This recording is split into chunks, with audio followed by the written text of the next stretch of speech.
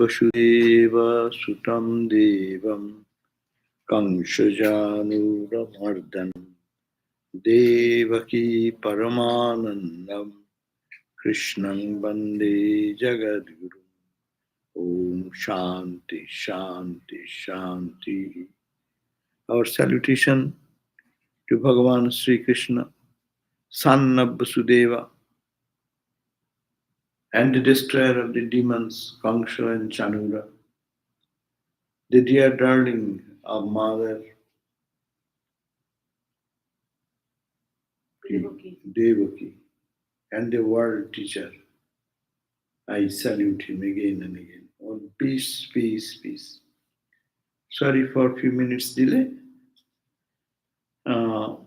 We are reading the Bhagavat, book number 2, and we are on the chapter 6 to start today. Now, what we read before, that the question was there, what is this creation? And what is this creation? The world we see. And who has created it? It's God. God has created it. So Narayana has created this. But what we see around, what is this?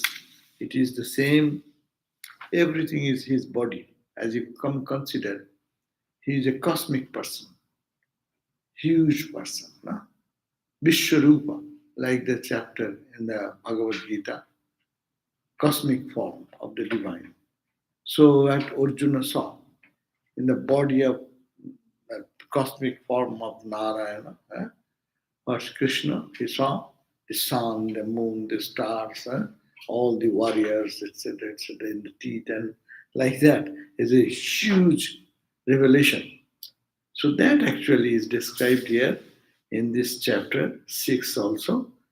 It is giving every detail that everything of the world is nothing but a manifestation, or everything is embedded in the Lord. The whole world is nothing but God. Whatever you see, some will hear that his face, the Lord's face is what? So it is like, what is that great Lord like? Everything is in him. Everything is in him, and in everything he is there. In him is everything, and he is in everything. There is nothing but God and God alone. So this is for meditation, to think about when we walk around, look at the ground, at the trees and the sun and the moon and the stars, wherever our eyes fall. No? This can be experienced and this can be thought out. It is his body part. It is he himself, nothing else, nothing else, nothing else. Okay. So this is the divine and its manifestation is the name of this chapter 6, which we are going to read today. The other day also we read the same. It ended with the identification of the different planes. In Hindus have 7 planes up, 7 planes down. All these planes, regions of universe, can also be done in another way.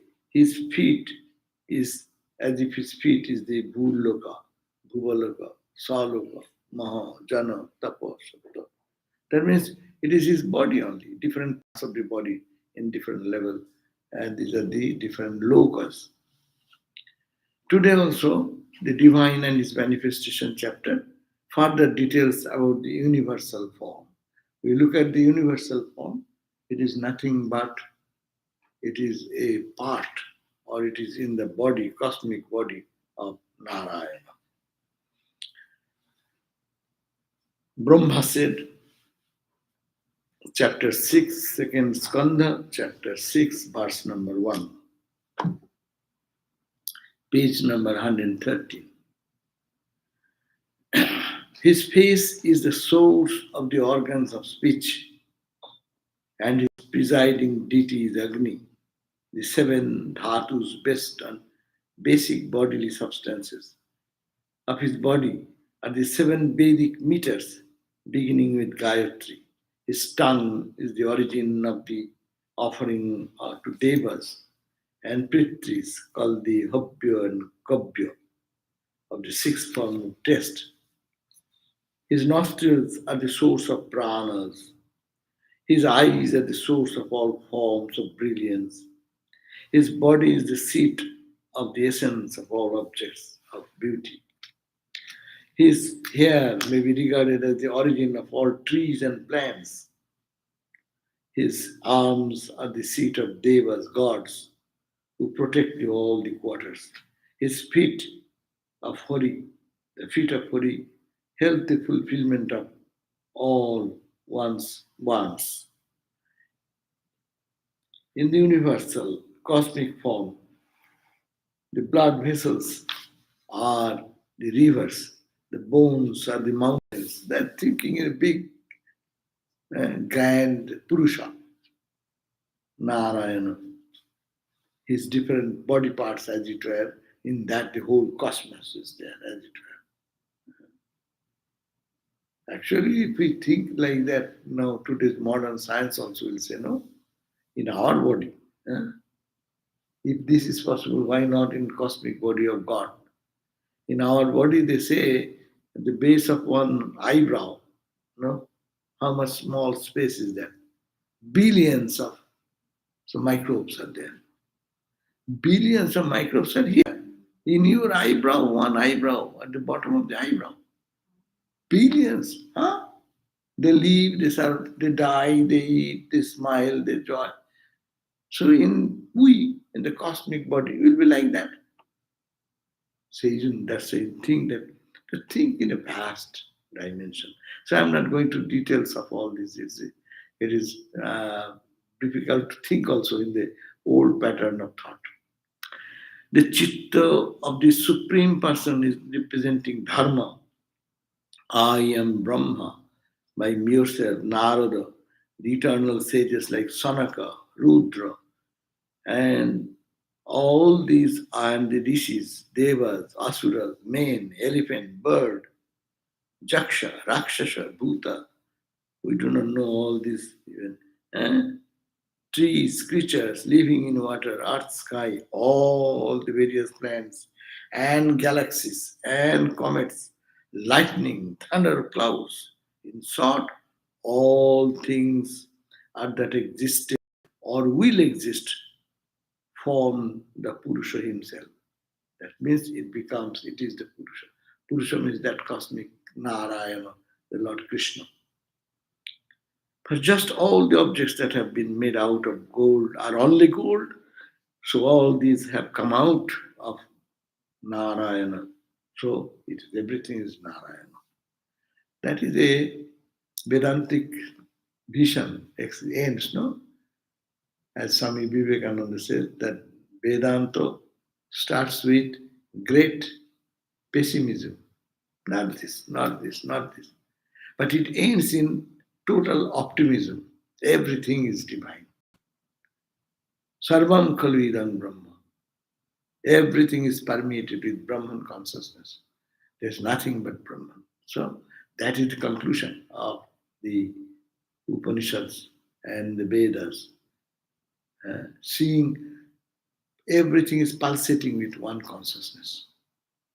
Whatever you see, whatever you think, what you cannot think, can think, cannot think. That is the way of Vedanta says. Here is the Bhakti saying, he has, out of him everything has come out. But it is not that he is here and thing is there. After creation, he has entered into it. That means it is he manifested in diverse ways. It is he who is multiplying everywhere, and it is he is seen in thousands and millions of ways. Verse number 16, I jumped out all those details because, see, how many names you want to hear? You see, how much subdivision they have thought about. Right? He started here in the sages, Narada, Sanaka, Rudra, special knowledge. Rishis, devas, asuras, men, elephants, birds, animals, serpents, gandharvas, apsaras, dancing girls, apsaras in the heaven, jakshas, rakshasas, bhutas, reptiles, cattle, pitris, the forefathers, siddhas, those who have become successful in their attainment of goal, vidyadharas, those who sing songs, charanas, the singers, baul singers and others, trees, creatures living in water,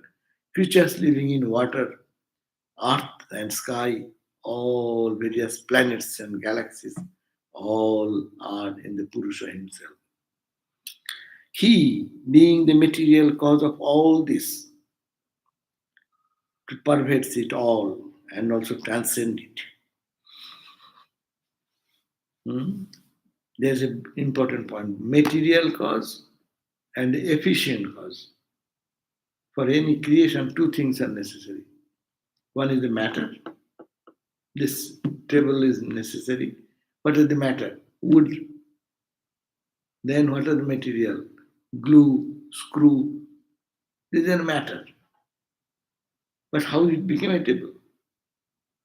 Somebody skillfully worked on the wood, assembled them, put it together in this shape. No? So one is the material cause, another called efficient cause. That efficient cause put this into a reality. So two causes we find. Here two causes are different. One is the wood, another is a person conscious.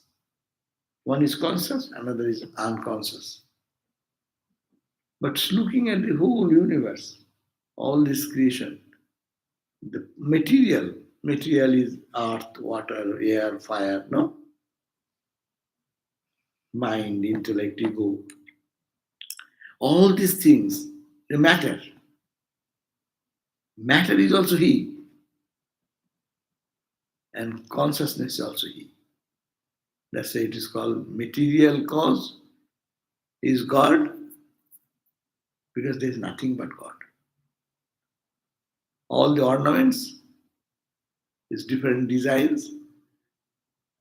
Matter is gold, and whatever efficient cause created these diverse things, ultimately come out, it is only the gold in some design.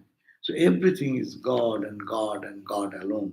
So He being the material cause of all this, He means God, pervades it all and also transcends it, but He is not limited by it. Another point. He is not ended here. Just as the sun, giving the example, beautiful example. You look at the sun illumines itself, no? You don't need any flashlight to look at, oh, there is sun. Sun itself, not only he illumines, he spreads into everything, and other things are illuminated. He himself self-illumined, and whatever thing you see, he is the illuminator of everything. God is like that. He is self-illumined, and anything you see, it is illumined by the light of the Lord. So that is the itself. That's why he being the material cause of all, pervades it all. As a matter, it is God Himself has become the matter. So whatever you see as matter, it is no matter. It is all consciousness.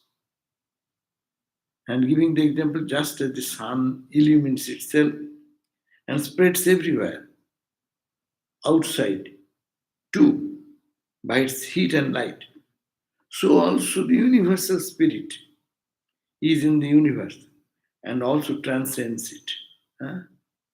So the universal spirit, which is called God, is in the universe, penetrated into the universe. This is see as matter, but it is God. What an idea. Bhakti book or Jnana book, end result is the same. End result is seeing the divine everywhere, seeing the consciousness everywhere. So he is saying that universal spirit is in the universe and it transcends that. Giving the example that sun illumines itself, no other person is needed, but at the same time illumines everything what is in the world of creation. So similarly, this also God has created himself. He is the self-illumined reality, and it is he as illuminator and the illumined. This is the important point. Illuminator and the illumined. In the world of duality, these are two different. One is the matter, another flashlight. It illumines the thing. It is different, it is different. But it is one, like the sun. It is self-illumined, it is illumined, and the creation, whatever is there, it is lighted by the light of the sun. Thus, he means that Narayana here, our book is continuing that, exists as this cosmic form, revealing himself and everything inside and outside without the help of any other illuminator, no other flashlight necessary to see other things. For he, the Lord, is immortal and spirit. It is free from perishable nature of material substances. So material substance, whatever we find, it is here, it will be destroyed someday, it is present now, it will be old someday, it will decay somewhere. But no, here it is free from perishable nature because it is God, only ultimate truth. It cannot die. Where shall it die? Where shall it go? Where shall it end? It is the only reality. There is no place to go, no place to come. The Advaita Vedanta, no? The Advaita Vedanta Bhakti in Advaita Vedanta. All beings dwell in a part of him. Every object we see, they're all dwelling in the part of him. It's only in a one segment of it. As we saw, his eyes are like this, his hand is like that, his thigh is like that. Huh? This whole plane of Sarga, heaven, is the west, like that, we read just now. All beings dwell in a part of him who has manifested as the universe. That in spite of such manifestation, he is not in the least affected, but continues to be the Satchidananda, existence, knowledge, and bliss, absolute. So it seems so many parts as it were. This is separate, that is separate, that. But it is being separate, it is not separate. It is one continuous thing. How can, like space, look at this space, room space, space in the pathway, space in the other house. These are divisions. But the space is the same space. You cannot cut, you cannot divide. You can say, this is my room, my space. It is your room, your space. But actually, space, you are saying so. But you cannot cut the space here. Okay, this segment is mine, that segment is yours. You cannot do that. Even if you put a wall, space penetrates to the wall. There is only one. So God, the conscious entity, the reality is only one. Both the ways of life have their sanctions in divine.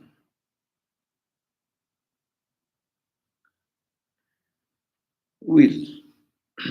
He from whom this cosmic shell is manifesting as the universal form, comprising of all categories like elements, organs, mind, etc., originated.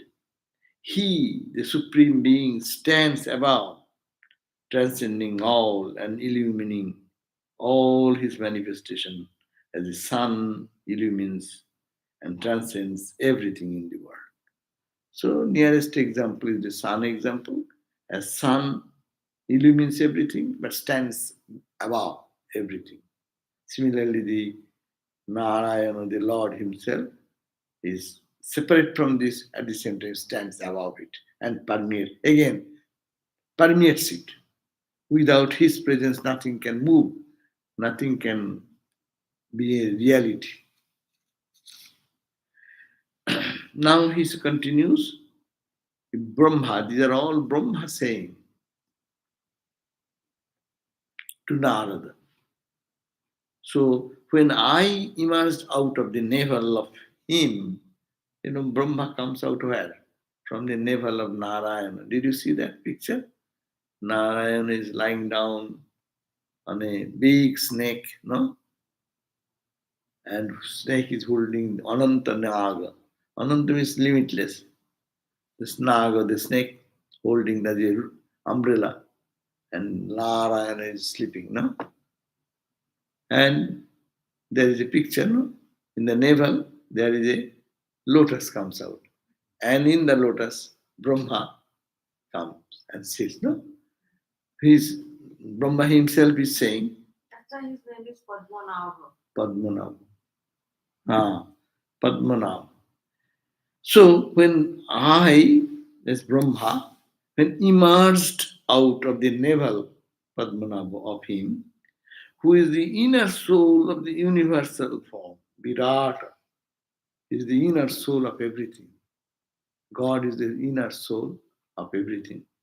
I found nothing but the parts of that being for use as the various requisite for jhana, etc. I find nothing. When I came out of the lotus of the navel of Narayana, I found nothing. All the jhana, when you do the home of fire, you have seen, we need so many items. So where are all these? All the items are Narayana, nothing else but Narayana. Because there was nothing else but Narayana. So all these requisites like animal, post, kusha grass, ground, seasons, sacrificial utensils, barley, these are all the items needed for doing a home of fire. And other cereals, ghee, edibles representing 6 days, metal like gold, earth, water, etc.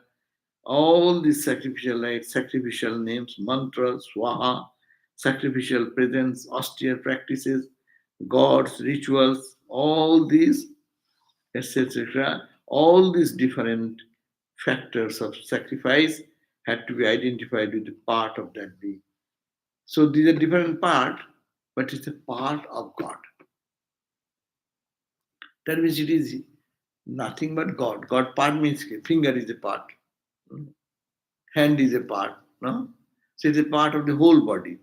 So Narayana's body, you can imagine, these are only parts of his in the body. A qualified non-dualism.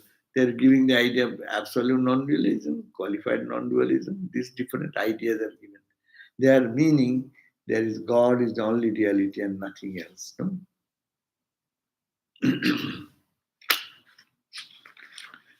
So then I offered all these sacrifices to the Supreme Being Himself. So with these ingredients, I did the homopana. All these different factors of the sacrifice had to be identified with the part of the whole being. Equipped with all such ingredients from the parts of the Purusha, I offered all these as sacrifice to the Supreme Being Himself. That means it is said, uh, you do all the worship, we think that you are purchasing, puja is going on, no? You go to the shopping place, you purchase ghee, you purchase sweets, you purchase fruits, you purchase flowers. You are thinking something you are purchasing for God. But the things are themselves in God. It is called His thing you are offering to Him. In our Ganga deep, when people take, after taking this Ganga deep and it's standing like this, they take the Ganga water in their palm and offer like this. So Ganga water you take from Ganga and offering to Ganga. His thing you are giving to him. What thing you will give? That's very important point. We do puja, we do spend money. I'm spending so much money for doing Durga Puja. And whose thing you are giving to whom? Murti was without God. The clay, it is created by God. So the intelligence of the what you call potter, that's also God. So what you are giving to God? You are giving God's things to God. People think, I spend so much money for puja. Money is yours. It's God's. Your intelligence, that belongs to God. So everything we do, if we understand, we are worshipping, we are nothing. Even we are not the master of ourselves. It is God's will. No, this body is not mine. If you have mule, then you have put full control. Why not stop from aging? Why not stop from disease? So no, everything belongs to God, and God's thing we are giving back to God. That is, God permeates everything. We only in ignorance think I, you. But if my devotion also belongs to God, Yeah? it's my devotion I am giving to God. Yeah, my devotion, there is no my at that point. Everything is Narayana, Narayana, Narayana. Huh?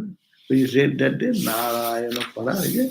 Narayana Para Veda, Narayana Angajaha, Narayana Para Lokaha, Narayana Para Makhaha.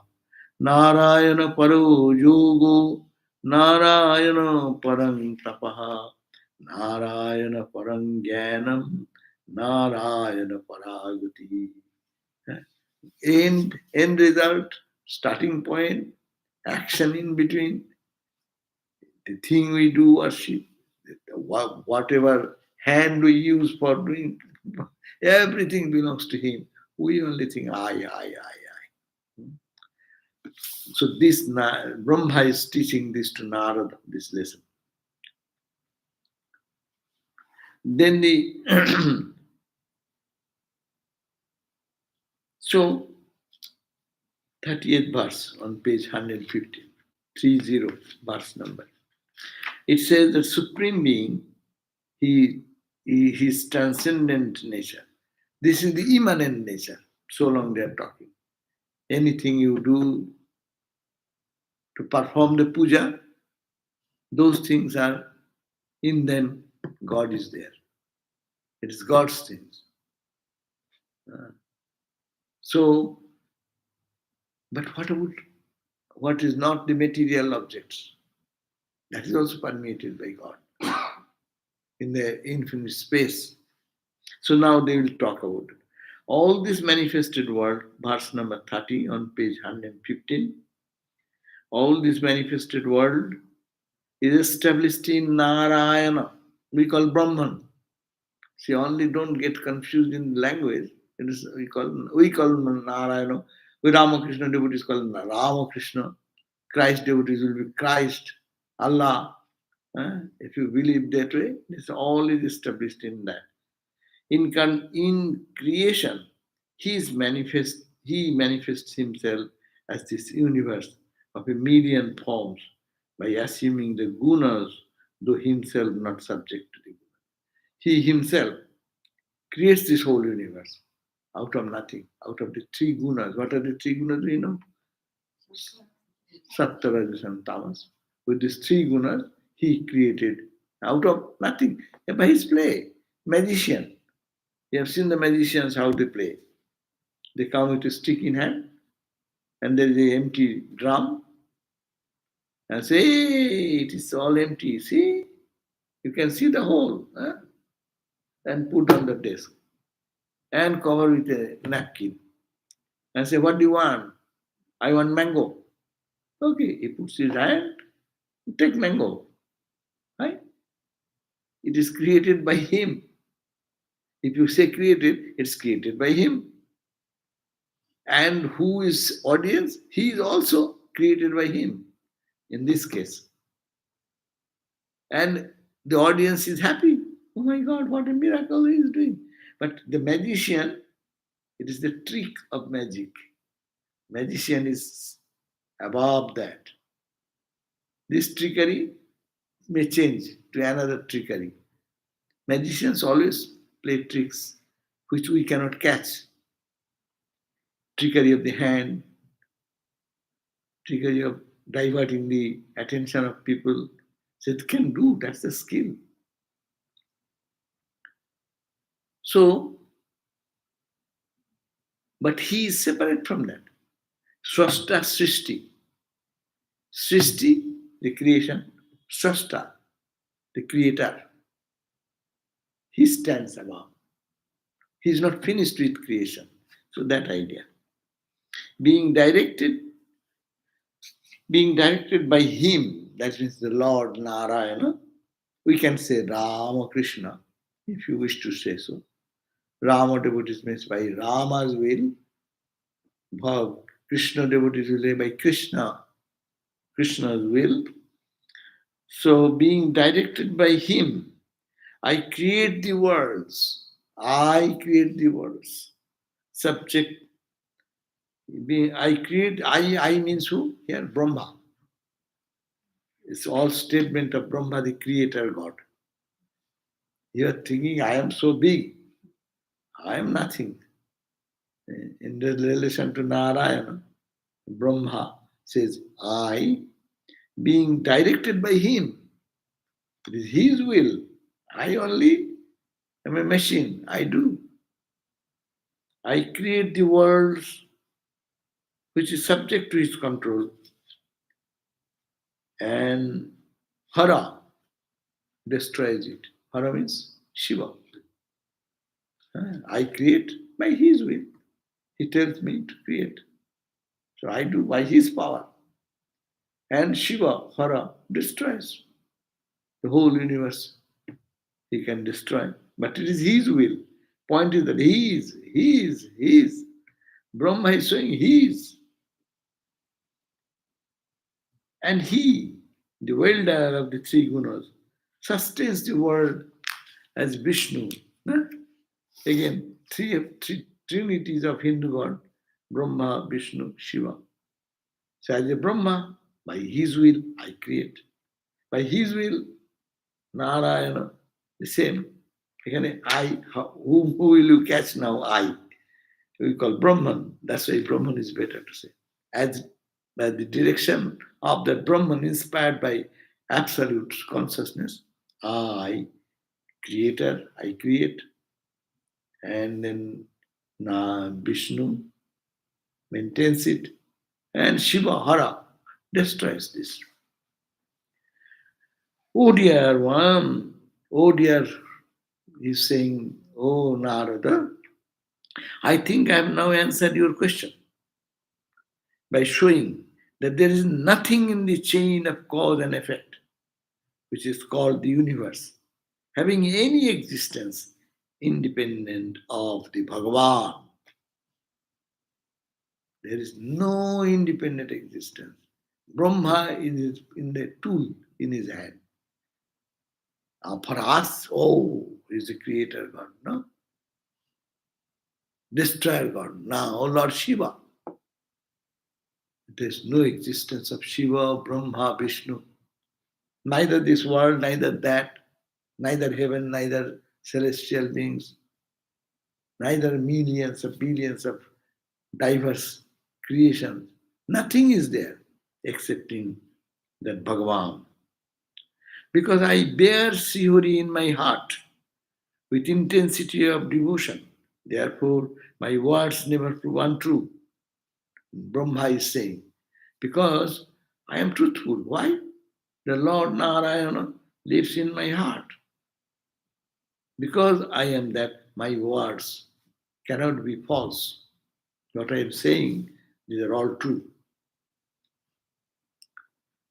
My mind never takes a wrong turn because the Lord is with me. guiding me, and my senses are never attracted to evil ways. Though I am I am created by God, but my mind does not go to the lower things, that is senses, because Lord is so powerfully present in me. I have not been able to know anything about Mahavishnu, the Supreme Being, and my source, though I am the very embodiment of Vedic learning and austerity. Brahma created everything, so Vedas also came out of him. All the four Vedas and the wisdom and knowledge. Though I am the venerated master of all the Prajapatis, Prajapati means jurisdictional gods. Suppose one department, no? One department, wealth, Mother Lakshmi, education, Mother Saraswati. Huh? These are not Prajapatis, but Prajapatis are the ruling gods. So I am the boss, Brahma. I am the Brahma. I am the boss of all. But, and though I have followed the path of yoga and attained to great concentration of mind, but I have not been able to know, I cannot know. Though I am so much powerful, but I am powerless. To him, I work only by his bidding. Salutation to his sacred feet, which save the refugees from the travails of samsara, which bestow peace and which are in themselves the most auspicious of objects. So vast and varied is the power of God's Maya. I am on page 116 at the bottom, first paragraph. So vast and varied is the power of his Maya that even he does not know its extent, just as the sky is unaware of its own limit. God also does not know his own glory. How big is he? Like the space does not know how big is the space. Neither I nor you nor Shiva understand him, the Lord, in his real nature. So no one can know. Ke tumhari jante pare, ke tumhari jante. Thakur used to sing this song. Brahma Vishnu Achaitanya শিবে কি তাই জানতে জীবে কি তাই জানতে পারে কে তোমায় জানতে পারে O Lord who can know you Brahma Vishnu maheshwar eh, cannot what the question of jiva individual soul like us what do we know we cannot know that's why God cannot be known if you know Vedanta says then it becomes an object you become the subject you become bigger. The object you know, it's limited. You are the knower is bigger. So if you could know God, that's why we cannot know God. You can be God. You read Swami Vivekananda's Jnana Yoga, they'll say, you cannot know God. You can be God. You can dissolve yourself into the cosmic reality. And your identity being lost, it will be Brahman only. You can be Brahman. You can be infinite. You can be birthless, deathless. But you cannot know the birthless, deathless. Know or known, or the duality creeps up. So that is very important point. See how in Puranas, this is Bhagavatam, this is a Purana. How in Purana, in the language, people can easily understand. They're making some examples of Brahma, creator, this, that, and explaining the same principle as highest Vedanta teaches us. So, what to speak of other gods? Huh? Neither I, means Brahma, nor you, Narada, nor even Lord Shiva understand him in his real nature. Hmm? Knowing is impossible. A drop of water, he thinks, how big is the sun? I will know. Ocean. I will know. I will know the ocean. How will you know the ocean? You cannot. You come and touch the ocean, then who will know? You cannot know, you become the ocean. Ramakrishna's example, the frog in the well, and he was thinking, he does not know what is ocean. The ocean frog came and he said, "Where do you come from?" He said, "I come from ocean." The ocean? What is that? It's water. Water, water, water. Ah, it's bigger than my well, this water. I? Ocean said, ocean frog said, "No, it is much bigger." He said, "What? It's much bigger than that?" Okay. This big? He gave a jump. It's bigger, this part to that part. Then he said, "This much is your ocean?" No, no, no. He's trying to, small frog wanted to know what is the big frog saying about ocean. And he's trying to measure it with his mind, with a physical ability, intellectual ability. Okay? And the two jumps he gave, and the third jump when he said, "No, no, this is nothing, ocean is much bigger." Then he gave such a jump and he died. Fell down, burst, and died. Then by dying, the frog understood ocean cannot be measured. Brahman cannot be measured. God cannot be measured. You may be intellectual giant.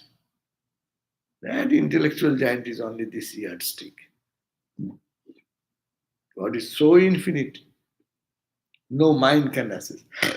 That's why mano buddhi ahankara chittani naham. The mind I am not.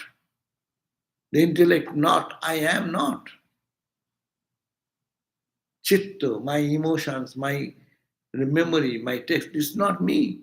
It is not that. But Chidananda Rupa.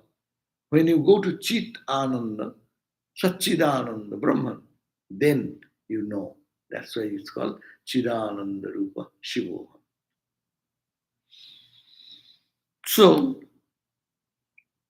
this is a very beautiful idea, no? Though we people give descriptions of his activities in his incarnations, none of us know him in truth and in reality. He is the pure spirit, the original and unborn being, and the creator of all that exists at the beginning of every cosmic cycle. There it starts, the whole creation. Our Hindu idea of creation is not one time, it is cyclic. It happens, it ends, and again it starts, again it comes. No? Yatha Purvam, as it was once created, it gets dissolved, again it comes from there. Like a seed. Ramakrishna gave the example of the seeds. The grandma in early days, granny, used to collect all types of seeds. When the season is over, and the garden fruits and vegetables, they used to keep those seeds tied in a cloth and keep it in hodgepodge bag. And when time comes, she used to bring out same thing which is stored as a seed form in the hodgepodge bag. God's hodgepodge bag is there. And when the time comes, again those seeds are planted, and again trees come, fruits come, and diverse universe comes. So he is the creator, the material of creation, the created world, and the one in whom the creation subsists. He is everything. So must be what? Verse number 38. He is pure spirit, the original and unborn being, like Brahman. He is the original. He never is born. Eternally. He is there, was there, is there, will be there. Anything is limited in the time, that's called creation. I was not there before my birth.